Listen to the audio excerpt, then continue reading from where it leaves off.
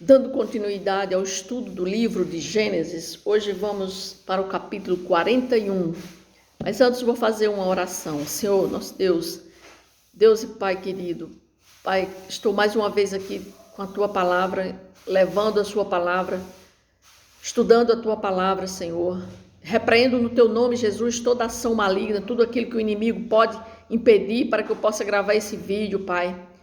Que esse vídeo seja gravado para que eu possa levar a Tua mensagem, a Tua palavra, Pai. É o que eu te peço em nome de Jesus. Amém. Então vamos aqui para o capítulo 41. Diz assim: passados 2 anos completos, Faraó teve um sonho. Parecia-lhe achar-se ele de pé junto ao Nilo.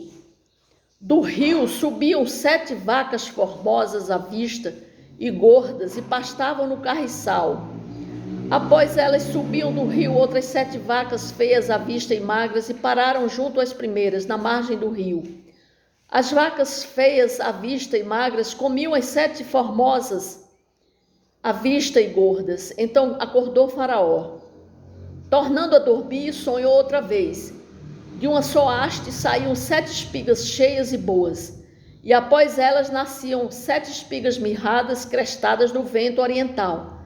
As espigas mirradas devoravam as 7 espigas grandes e cheias. Então acordou Faraó. Fora isto um sonho. De manhã, achando-se ele de espírito perturbado, mandou chamar todos os magos do Egito e todos os seus sábios e lhe contou os sonhos, mas ninguém havia que eles interpretasse. Então aqui nós estamos vendo a continuidade da história de José.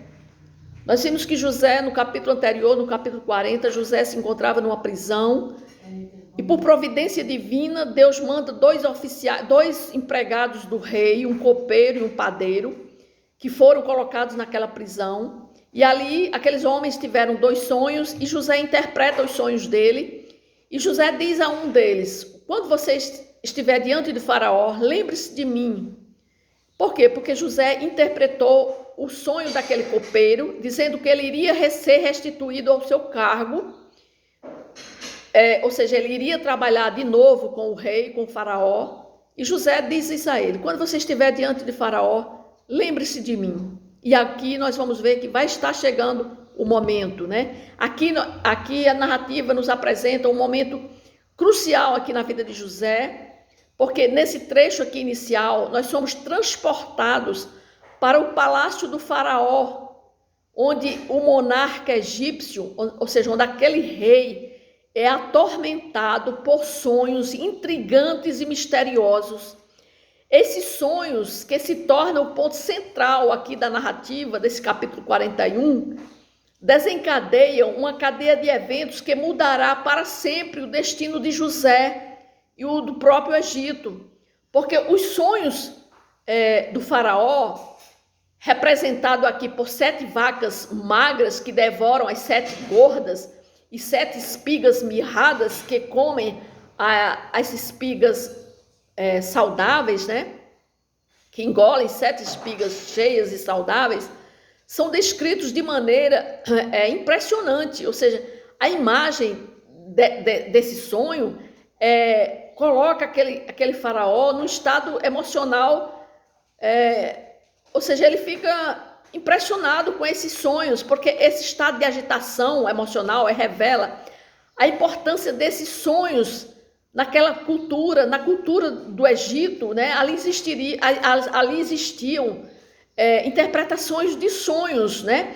Então esse estado de agitação emocional desse monarca, desse rei do Egito, ele ficou tão perturbado com esses sonhos, porque isso revela a importância desses sonhos naquela época.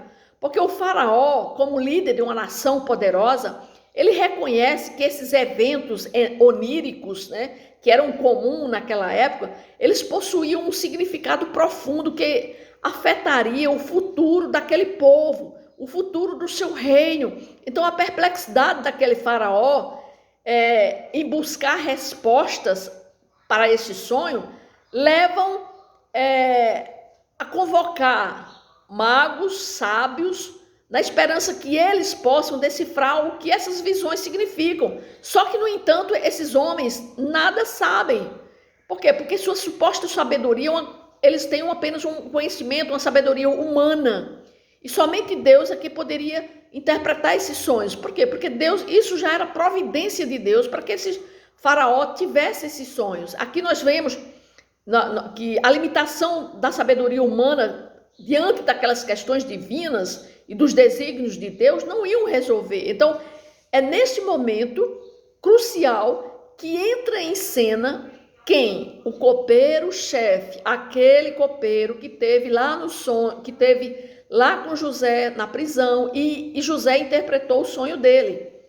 Aí diz assim a partir do versículo 9: então disse a Faraó, o copeiro-chefe: lembro-me hoje das minhas ofensas.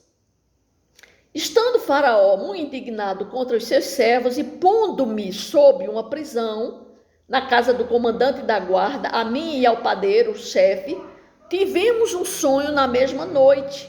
Eu e ele sonhamos, e cada sonho com a sua própria significação.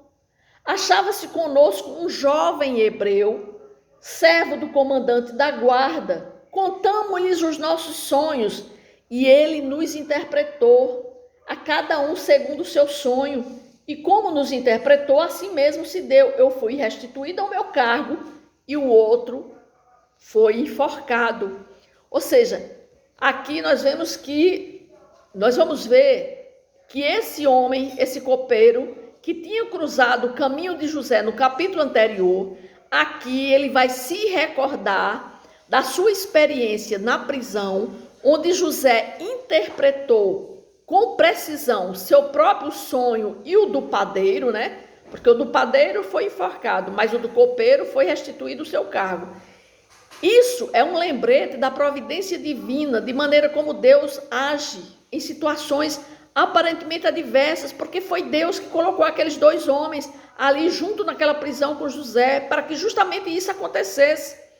O copeiro, chefe, testemunha a habilidade de José como intérprete de sonhos, e aí decide compartilhar essa informação para o faraó. Ele fala para o faraó, mencionando a história dele com José na prisão, e a partir desse testemunho do copeiro, o faraó faz o quê? Toma uma decisão de mandar buscar José na prisão.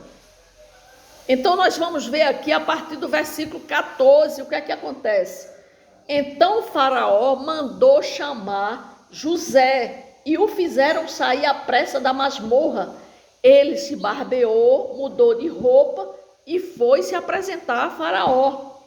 Este lhe disse: tive um sonho e não há quem o interprete. Ouvi dizer, porém, a teu respeito, que quando ouves um sonho, podes interpretá-lo. Respondeu-lhe José: não está isto em mim, mas Deus dará resposta favorável a faraó.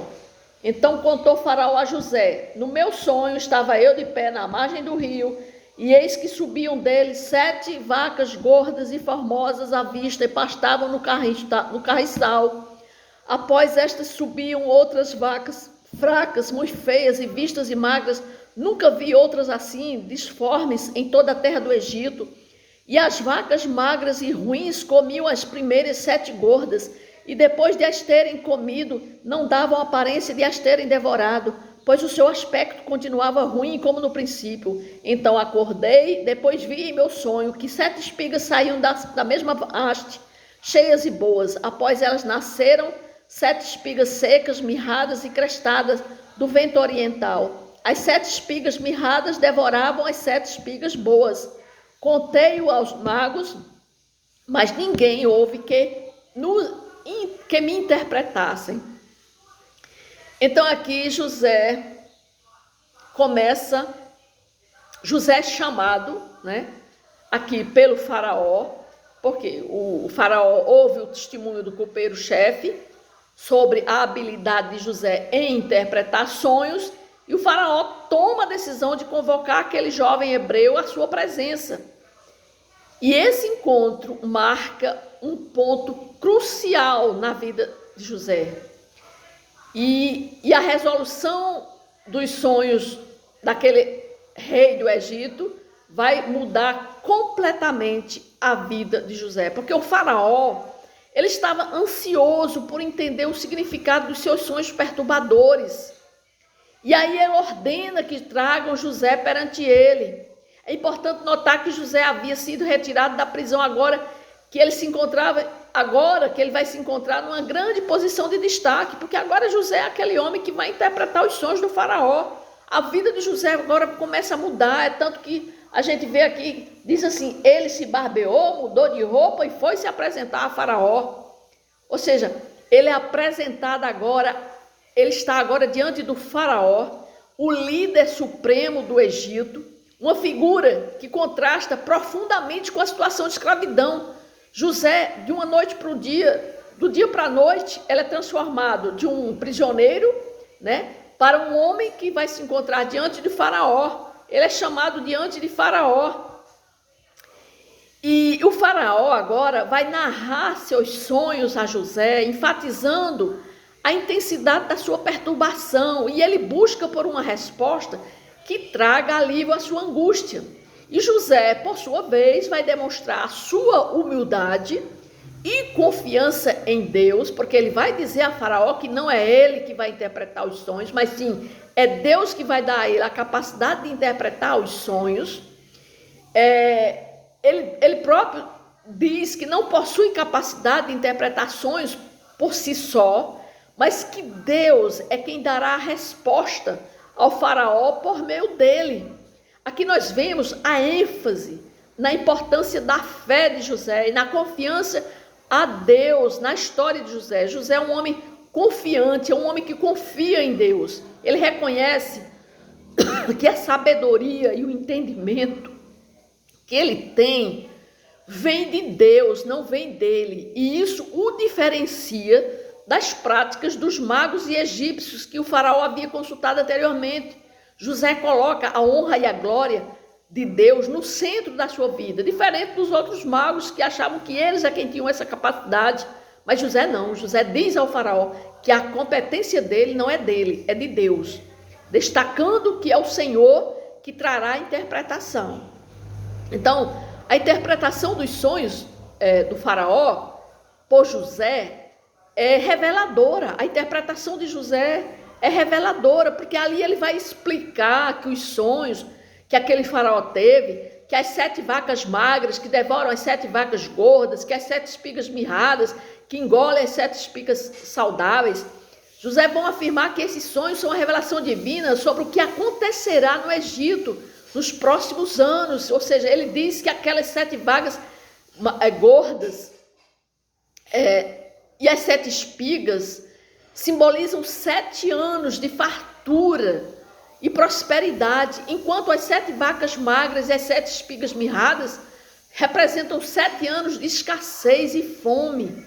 Então, a clareza da interpretação de José impressiona quem? Impressiona o faraó e aos seus conselheiros, e aos seus subordinados. E ela apenas não oferece um significado dos sonhos, mas também representa um plano para lidar com o que vai acontecer, porque José está dizendo que isso está prevendo um futuro. Então José sugere que durante os anos de fartura o Egito deve armazenar uma porção, Uma porção. Aqui nós vamos ver a partir do versículo 25, diz assim: então lhe respondeu José: o sonho de Faraó é apenas um. Deus manifestou a Faraó o que há de fazer. As 7 vacas boas serão 7 anos, as 7 espigas boas também 7 anos. O sonho é um só. As 7 vacas magras e feias que subiam após as primeiras serão 7 anos, bem como as 7 espigas mirradas e crestadas no vento oriental serão 7 anos de fome. Esta é a palavra, como acaba de dizer a Faraó, que Deus manifestou a Faraó, que ele há de fazer. Eis aí, vem 7 anos de grande abundância por toda a terra do Egito. Seguir-se-ão 7 anos de fome, e toda aquela abundância será esquecida na terra do Egito, e a fome consumirá a terra, e não será lembrada a abundância na terra, em vista da fome que seguirá, porque será gravíssima. O sonho de Faraó foi dúplice, porque a coisa é estabelecida por Deus, e Deus se apressa a fazê-la. Agora, pois, escolha Faraó um homem ajuizado e sábio e o ponha sobre a terra do Egito. Faça isso, Faraó, e ponha administradores sobre a terra, e tome a quinta parte dos frutos da terra do Egito, nos 7 anos de fartura. Ajunte os administradores toda a colheita dos bons anos que virão. Recolham o cereal debaixo do poder de Faraó para mantimento nas cidades e o guardem. Assim o mantimento será para abastecer a terra nos 7 anos da fome que haverá no Egito, para que a terra não pereça de fome.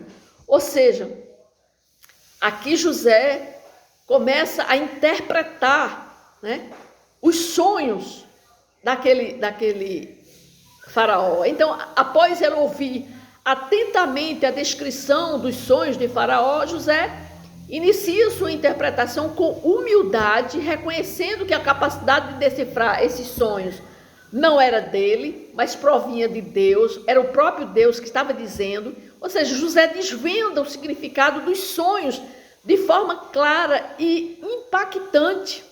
E ele explica que os sonhos das 7 vacas, então ele vai dizer, como eu acabei de ler aqui, que as 7 vacas gordas e as sete vacas gordas, quando engolem as 7 vacas magras, quando engolem as 7 gordas, e as 7 espigas mirradas, que engolem as 7 espigas cheias, diz que ali Deus está prevendo o quê? O futuro. Deus está dizendo que, ou seja, José interpreta esses sonhos, oferecendo já um plano estratégico para lidar com a crise iminente que estava por vir.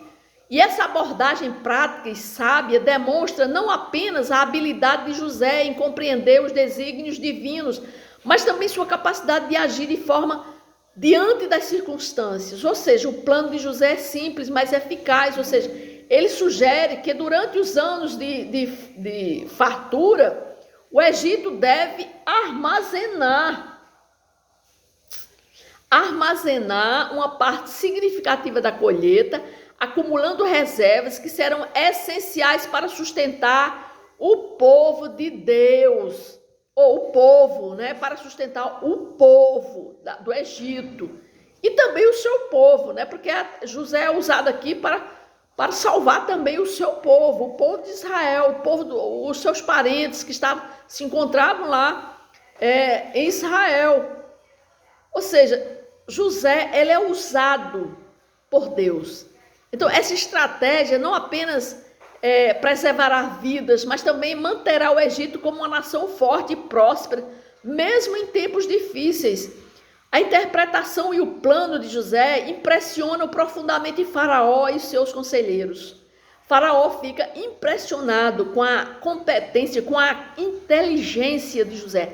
Eles reconhecem que o conhecimento e a sabedoria de José vêm de uma fonte divina, não é apenas dele. E é por isso que eles decidem confiar nele para implementar esse plano.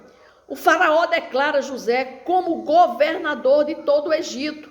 Nós vamos ver a partir do versículo 37 que José vai ser agora escolhido para ser governador.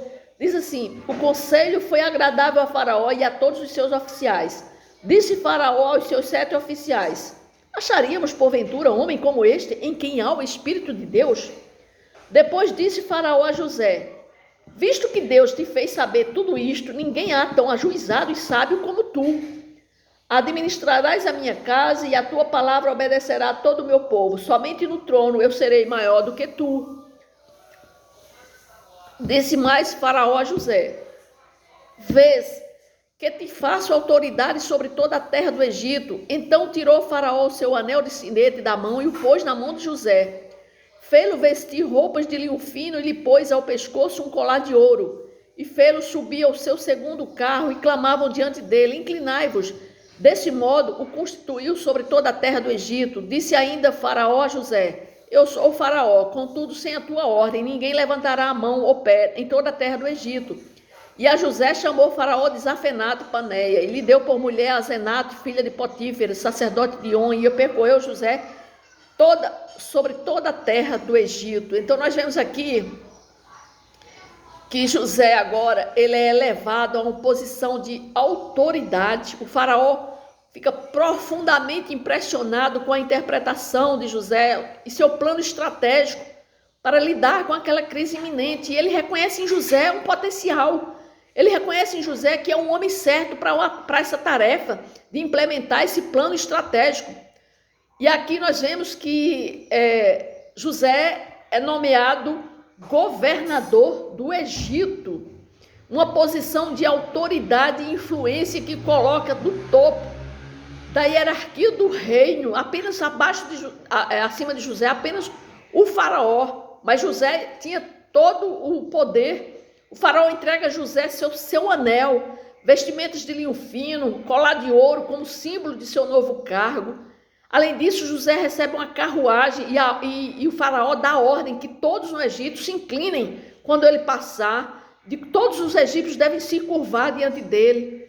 Isso aqui nós vemos uma elevação, uma reviravolta na vida de José, que passou de um escravo vendido pelos seus irmãos para governador poderoso e respeitado no Egito. Então, a nomeação de José para essa posição estratégica é mais uma recompensa por seus serviços, é a realização dos propósitos divinos em sua vida, porque Deus havia escolhido José como um instrumento para preservar a vida durante os anos de fome e que se aproximavam e para assegurar a sobrevivência do seu próprio povo. A elevação de José a governador do Egito é uma resposta de Deus à sua fidelidade, à sua perseverança e à sua confiança ao longo de sua jornada, porque José passou por tantas adversidades, mas José não se arrefeceu, José não se curvou diante das dificuldades, ao contrário, parece que aumentava ainda mais a sua fé e a sua confiança em Deus.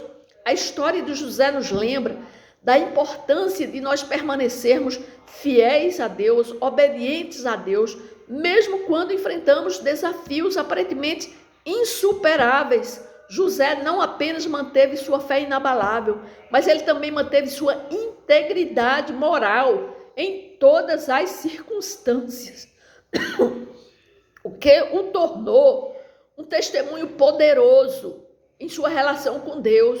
Além disso, nós temos aqui a nomeação de José como governador do Egito. Isso destaca a soberania de Deus sobre os eventos da vida humana. Porque aqui Deus quis usar uma pessoa escolhida por ele. Para em quê? Para intervir de maneira surpreendente e para cumprir seus propósitos. É assim que Deus faz. Ele usa indivíduos fiéis e obedientes a ele como instrumentos dele em suas mãos, direcionando o curso da história de acordo com seus desígnios. Por quê? Porque a história aqui mostra que haveria uma fome na terra. Mas Deus tinha que intervir. Mas ele tinha que ter uma pessoa para, através dessa pessoa, ele pudesse intervir. E quem foi essa pessoa? Foi justamente José. Ou seja, a ascensão de José, também, a chegada de ser governador do Egito, foi uma providência de Deus. Foi uma providência divina. Deus havia preparado José ao longo de sua vida, permitindo que ele adquirisse habilidades, experiências e uma compreensão única dos planos de Deus. Por quê? Porque Deus colocou nele um dom, a interpretação de sonhos. E José soube usar isso, né? Porque ele usou isso na prisão, quando ele se compadeceu daqueles dois oficiais do rei, aqueles dois empregados, o copeiro e o padeiro. Então, todas essas experiências que José teve, né? Isso foi serviu para que ele fosse instrumento na mão de Deus. Ou seja, Deus estava capacitando José para liderar o Egito e para que ele preservasse a sua vida e preservasse a vida do seu povo, para que pudesse passar por aqueles anos de fome que ia surgir. E à medida que nós nos aprofundamos na história de José, nós não podemos deixar de ser inspirados por sua jornada de adversidade, transformadas em triunfos. Nós vemos que José, de um dia para a noite, Deus transformou a vida de José. Assim também ele pode acontecer conosco. A nossa vida também pode ser transformada do dia para a noite. Deus pode mudar, né? Haver mudanças na nossa vida, de um dia para o outro, assim como foi com José. E aqui nós vamos ver a execução do plano de José. A partir do versículo 50, diz assim: antes de chegar à fome, nasceram 2 filhos a José, os quais lhe deu Asenate, José, ao primogênito, chamou de Manassés, pois disse: Deus me fez esquecer de todos os meus trabalhos e de toda a casa de meu pai. Ao segundo, chamou Efraim, pois disse: Deus me fez próspero na terra de minha aflição. Passados os 7 anos de abundância que houve na terra do Egito, começaram a vir os 7 anos de fome, como José havia predito, e havia fome em todas as terras. Mas em toda a terra do Egito havia pão. Sentindo toda a terra do Egito a fome, clamou o povo a Faraó por pão. E Faraó dizia a todos os egípcios: Ide a José, o que ele vos disser, fazei. Havendo, pois, fome sobre toda a terra, abriu José todos os celeiros e vendia aos egípcios, porque a fome prevaleceu na terra do Egito. E todas as terras vinham ao Egito para comprar de José, porque a fome prevaleceu em todo o mundo. Então, a implementação eficiente do plano de José é um testemunho de sua habilidade de liderança e de sua sabedoria prática. Ele organizou esse processo de armazenamento de forma sistemática e eficaz, garantindo os suprimentos para que fossem coletados, armazenados de maneira adequada. E passaram 7 anos, essa colheita armazenada, porque sua autoridade foi reconhecida e respeitada, e a população egípcia confiou na liderança de José para enfrentar essa crise. Durante os anos de fartura, o Egito colheu abundante colheita e encheu seus celeiros com grão em quantidade suficiente para enfrentar os anos que iriam vir de escassez que estavam se aproximando. E o sucesso do plano de José é notável e reflete sua habilidade de gerenciamento, bem como sua visão estratégica. Além disso, a implementação do plano dele mostrou um cuidado e preocupação de José com a preservação de vida e a prosperidade do povo egípcio. Ele se preocupou com isso. E os resultados do plano de José se tornaram tão evidentes dentro do Egito, quando os anos de fome chegaram, que isso nos informa que isso se estendeu. Ou seja, a narrativa aqui nos informa que a fome se estendeu não só no Egito, mas também nas fronteiras do Egito, em busca, ou seja, as pessoas de todas as regiões vinham ao Egito em busca de alimentos, reconhecendo que o Egito era a única nação preparada para enfrentar o quê? Uma crise alimentar. E isso aqui nos vê, essa história nos ensina sobre a importância da preparação e do planejamento em fase de desafios iminentes. José, com sua visão estratégica e obediência à orientação divina, ele se tornou um exemplo de como a sua sabedoria prática pode ser usada para enfrentar crises e preservar vidas. Ele demonstrou uma liderança eficaz, não apenas em tomar decisões sábias, mas a agir de forma com compaixão e generosidade em relação aos outros. A história destaca a capacidade de Deus em usar indivíduos fiéis como instrumentos para cumprir seus propósitos. Então José, desde a sua elevação à posição de governador, José foi escolhido como governador do Egito, e isso tudo tomado seguindo uma orientação de Deus, né, uma providência, tudo por causa da providência de Deus, é que ele chega a ser governador do Egito, porque Deus tinha propósitos. Então, o propósito de Deus era para que José fosse usado como um governador bem-sucedido, para que pudesse usar esse plano de armazenamento, para que pudesse preservar vidas, porque muitos iam morrer de fome. Então, a implementação do plano de José nos lembra também que em tempos de escassez e incerteza, Deus é capaz de prover e cuidar de seu povo. José, com sua liderança orientada por Deus, assegurou a sobrevivência não apenas dos egípcios, mas também de muitos que vinham em busca de ajuda. Isso nos convida a confiar em Deus como uma fonte de sustento e a reconhecer que a sua provisão pode superar nossos desafios maiores. Então nós podemos dizer que Deus, ele providencia, Deus, ele age. Nos momentos de escassez, Deus tem um plano para suprir a necessidade daquele que crê em Deus, naquele que confia nele. Aqui, o que essa história nos mostra, né? Que essa narrativa nos lembra a importância de buscar a sabedoria divina em momentos de desafio e incerteza. Nós temos que orar a Deus pedindo discernimento para tomarmos decisões sábias em nossa própria vida, quando confrontados em crises pessoais, financeiras, familiares, assim como José confiou em Deus para interpretar os sonhos do faraó e desenvolver um plano eficaz. Nós podemos buscar a orientação de Deus também em nossa vida, quando nós estivermos passando por situações adversas, por momentos de escassez, por momentos de problemas financeiros. Nós temos que buscar a Deus para que Ele possa nos dar um plano para suprir, um plano para que possamos atravessar aquele problema. Deus ele nos dá estratégia, assim como Ele deu a José estratégias de como seria para poder passar por aqueles 7 anos de privação, 7 anos de escassez. Então Deus deu a ele como fazer, o que fazer.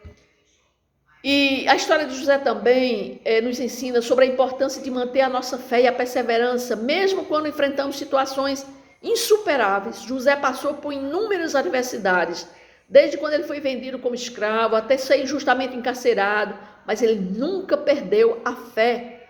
Nós podemos também pedir a Deus por força espiritual para enfrentarmos nossos próprios desafios e provações, mantendo uma fé inabalável. Assim como José, nós temos que pedir a Deus a capacidade de perseverar e confiar em sua providência, porque Deus vai agir no momento certo, na hora certa, não é no nosso tempo, mas é no tempo dele. E também aqui nos mostra que Deus, assim como José ele executou um plano. Deus usou José para para executar um plano de armazenamento de alimentos durante aqueles anos de fartura, porque para que José pudesse distribuir durante aqueles anos que seriam de fome. E isso pode ser destacado aqui, a importância da generosidade e da compaixão. José não apenas cuidou dos egípcios, mas ele também acolheu aqueles que vinham de outras terras em busca de ajuda. Isso nos lembra da responsabilidade de nós também estendermos as nossas mãos aos necessitados em nossa própria comunidade.